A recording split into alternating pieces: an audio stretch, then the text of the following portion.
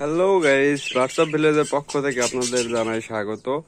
তো আমি এই মুহূর্তে আমার বাজরিকা পাখির কলোনিতে রয়েছি। দেখেন, আপনারা দেখতে পাচ্ছেন আমার সব বাজরিকা পাখির কলোনিতে সকল পাখি এখানে কত সুন্দরভাবে আছে।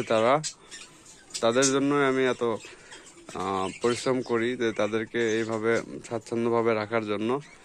তো আমি কিছুদিনের মধ্যে আমার কলোনিতে দেখা যাবে যে ব্রিডিং এ চলে আসছে সকল পাখি। তখন আসলে আপনাদেরকে জানানো হবে। তো এই মুহূর্তে যে একটা পাখি আশির দিছে সেগুলো আছে। তো আমি ইদানিং কিছু প্রবলেমে ফেস করতেছি, সেটা হচ্ছে বাজরিকা পাখি তার ডিম নিজেই খেয়ে ফেলতেছে।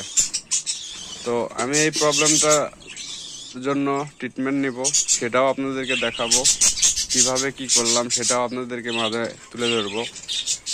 তো আপনারা আমার ভিডিও কেমন লাগে এবং কি রকমের ভিডিও দেখতে চান সেটা কমেন্ট করে জানাবেন, যাতে করে আমি সেই রকম ভিডিও দেওয়ার চেষ্টা করব। তো আমি বেশিরভাগ কবিতরের ভিডিও আপলোড করি, কবিতরের ভিডিওতে সাপোর্ট পাই বলে। তা আমি যদি বাজরিকা পাখির ভিডিওতে বেশি সাপোর্ট পাই তাহলে আমি রেগুলারলি বাজরিকা পাখির ভিডিও আপলোড করব।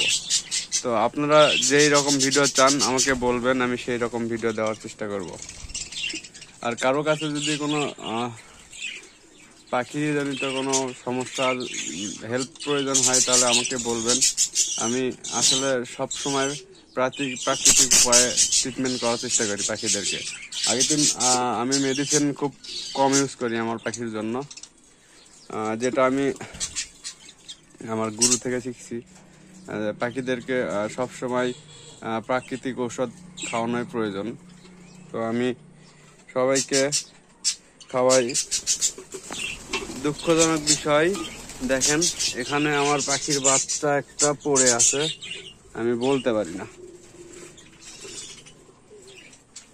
এটা যদি আমি আজকে না দেখতাম তাহলে মেবি বাচ্চাটা মারা যাইত।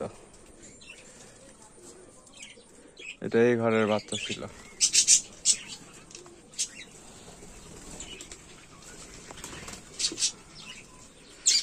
যাই হোক, আজ এ পর্যন্তই। আপনাদের যদি আমার পাখিগুলোকে ভালো লেগে থাকে তো আমাদের চ্যানেলটা সাবস্ক্রাইব করবেন এবং পাশে থাকা বেল আইকনটা বাজিয়ে দিবেন, যাতে করে এরকম নিত্য নতুন ভিডিও আপনারা রেগুলার দেখতে পারেন।